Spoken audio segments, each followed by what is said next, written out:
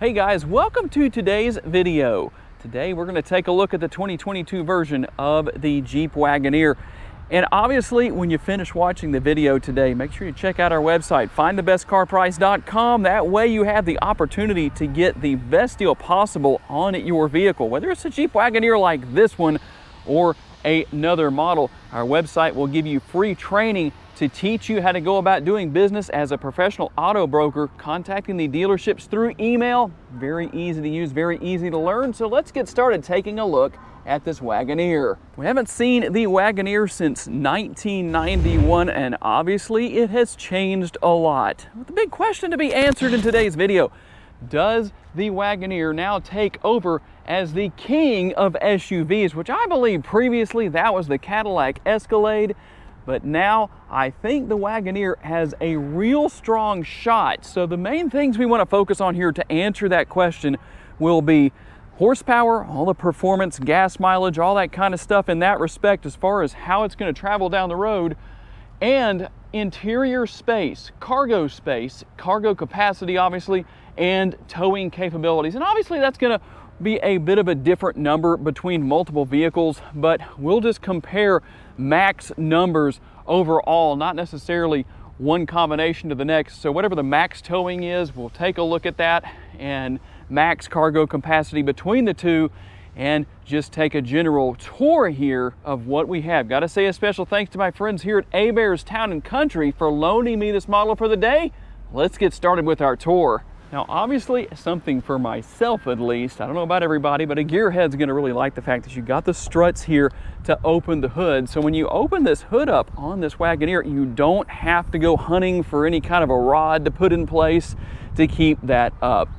This is going to be the 5.7 liter V8 engine under the hood here of this particular model. It makes 392 horsepower and 404 pound-feet of torque. Mated to an 8-speed automatic transmission. It gets 16 miles per gallon in the city, estimated 22 miles per gallon out on the highway, and you combine those two together, it's going to come out to a number of 18 miles per gallon according to Jeep.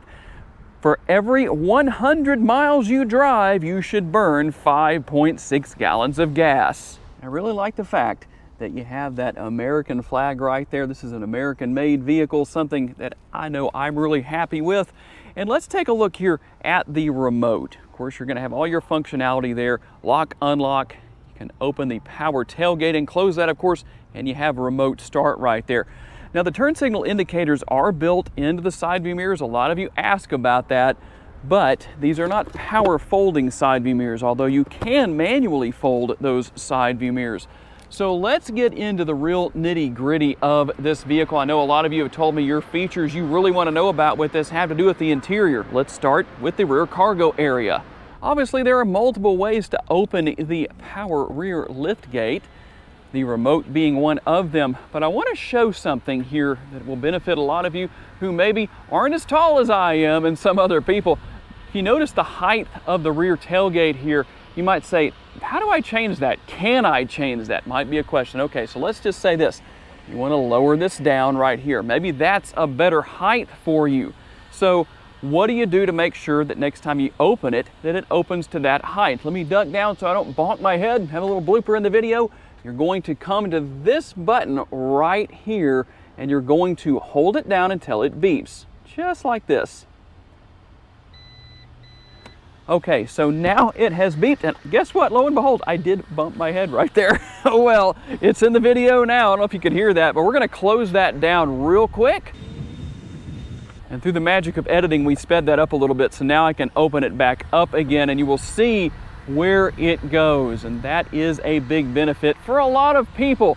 And to make sure I don't bonk my head again, I'm gonna go ahead and move this out of the way and reset it. Okay, let's start a little comparison on numbers here. The Escalade is going to tow up to 7,700 pounds. Who's the winner in this case? It's going to be the Jeep Wagoneer. 10,000 pounds max towing. All right, let's talk cargo capacity. And real quick, while we're talking about that, I will lower these rear seats just so you can see that in action. There's your buttons right there. You can push one or both of those to knock down those 60-40 split rear seats. Maybe that's the wrong way to put that. But what are the max towing numbers between the Escalade and the Wagoneer? The Escalade is going to come in at 109.1 cubic feet. This Wagoneer is going to come in with a max cargo capacity of 116.7 cubic feet. And you can also lower down the other seats. You can see one of those is already down. And I will go ahead and push this button and just let you see it go down as I do. So as you can see, there's how you're going to maximize your cargo space. Now you will have to raise those middle row seats up there back manually, but you can push these buttons again, and all you got to do is push them once.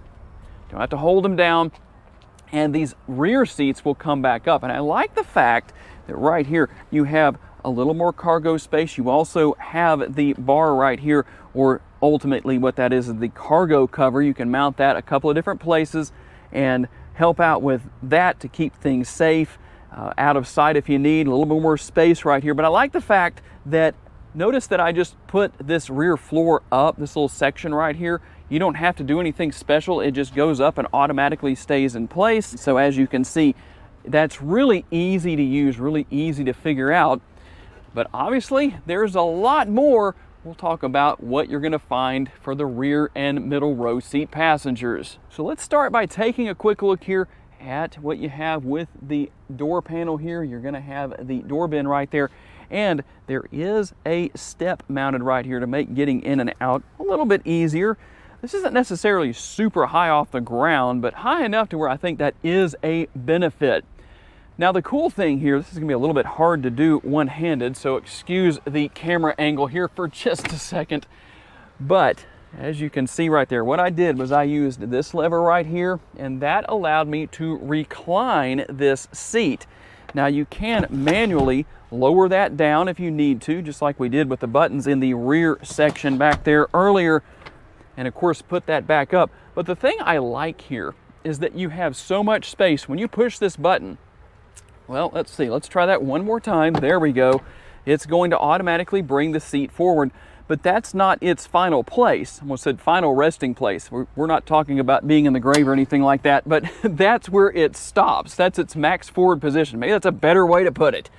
But it gives a lot of space to easily make it into the rear seat area here for your rear seat passengers. And just to show you what's here with connectivity and the fact that, once again, you can recline the seats a little bit. So let's see here. I'm going to recline this seat back. We're going to swing around with the camera and kind of show the angle as best as we can. Move that headrest up. And of course, you're going to have some USB connectivity. There's a cup holder right here and a little bit of storage right here and air conditioning vents. And let's see here if we can do this without hopefully not blinding anybody. Right here, there is a manual shade for the panoramic sunroof, or the rear sunroof. That's not really panoramic, but that is for everybody to enjoy, really from the middle row more so than this rear seat row. And of course, there is a power shade for that if you wish to use that. And pretty much the same thing here on this side. But I do like the fact that, let's bring the seat back here real quick. The seat is obviously movable in a multitude of positions, but as you can see, there is more leg room in the rear seat area here than pretty much any SUV that I've been in so far. And something else you'll see, there is a pass-through right here in the middle. If your rear seat passengers want to use that to gain access, it is easier by simply hitting that button and letting the seat move forward. That's already way up there. I can kind of push that forward with my foot just to make it a little bit easier. Let's take a look at what you'll find in the middle row seats. And as we begin to talk about the middle row, I didn't talk about the fact that you do have the shades, sunshades on each door if your passengers want to use those. And then a lot of features and options here. Everything made of really good material, by the way. And you've got your controls here for controlling it. Single zone here in the rear. You do have dual zone climate control in the front. So tri-zone climate control, but obviously you can control everything here, including the heated seats. And that is always a nice option. A host of connectivity options right there. Is that the right terminology to use? I guess it must be, because that's what I used. From the 12 volt, and then you got the household power outlet and all that kind of stuff. There's the 12 volt, and of course multiple USB options there as well. A couple more cup holders right there. And like I said earlier, there we go. We've got the shade drawn or closed for the panoramic sunroof, just to make things a little bit easier back here so we don't have too much exposure. But obviously what everybody's going to want to know about, I think, is what's taking place in the front seat. Let's take a look. All right, here we go. Large door bins. Just to take a look here, we're going to have power seats here. Very comfortable seating, by the way.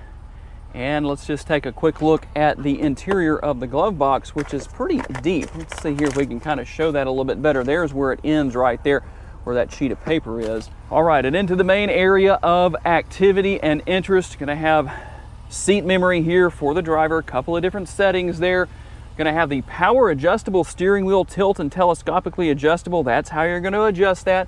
A lot of this is very easy to figure out, I think, for most people, but we just want to take a look at what is here and how that is going to look compared to the competition.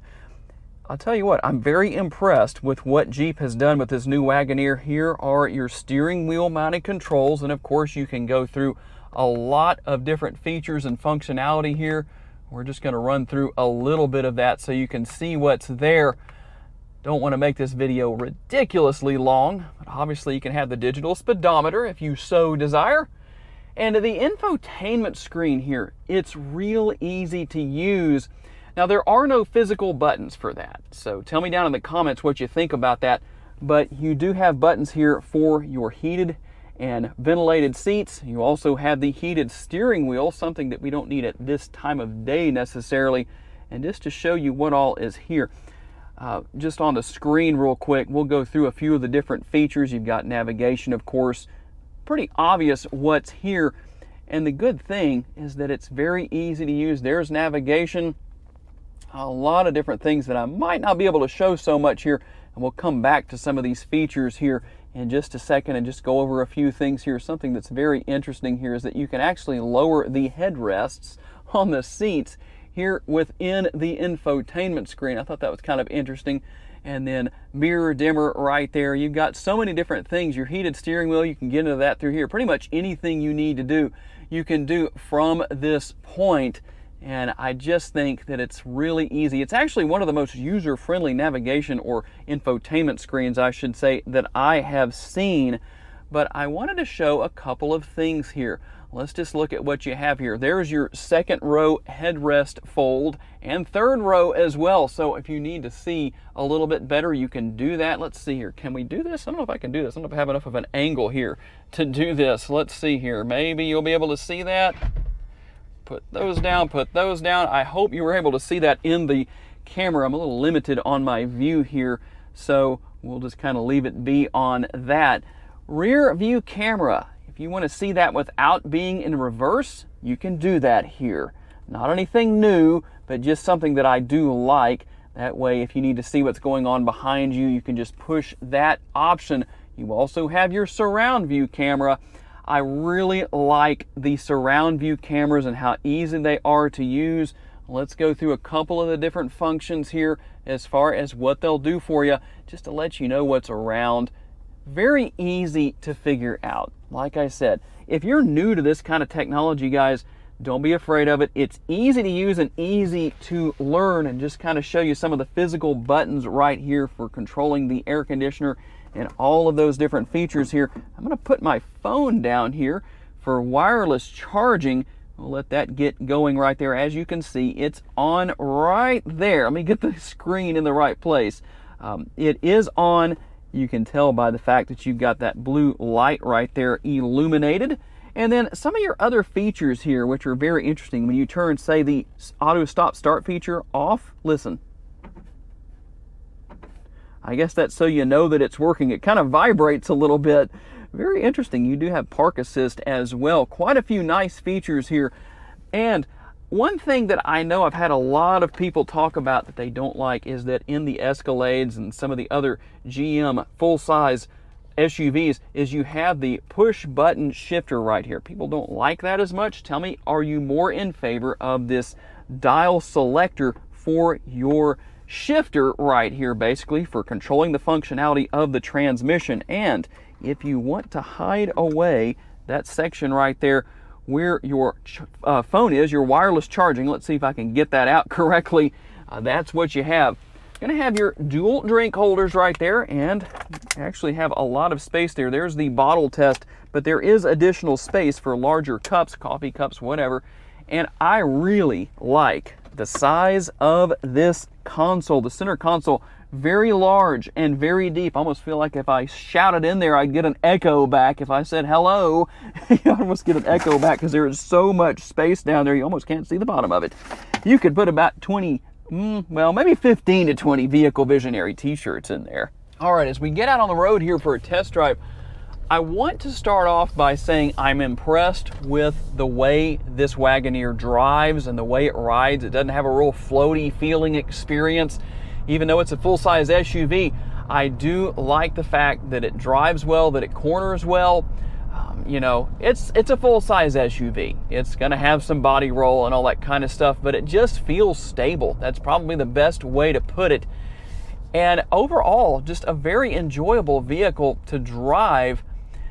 Acceleration with the 5.7 liter V8 under the hood is obviously going to be solid. Now, I wish I could have the experience of a full load of cargo, or maybe a maxed out trailer on the rear end. If we had 10,000 pounds back there on the bumper, well, it would be interesting to see, but I feel like this model is more than capable of handling it, just the way it drives and the way that it has plenty of horsepower. We're not going to get to do much of an acceleration hit here to see how it accelerates, but I can tell you right now that it's definitely going to get down the road absolutely no problem. And I think that would even happen with a full load of passengers, plenty of cargo in the rear, all that good stuff.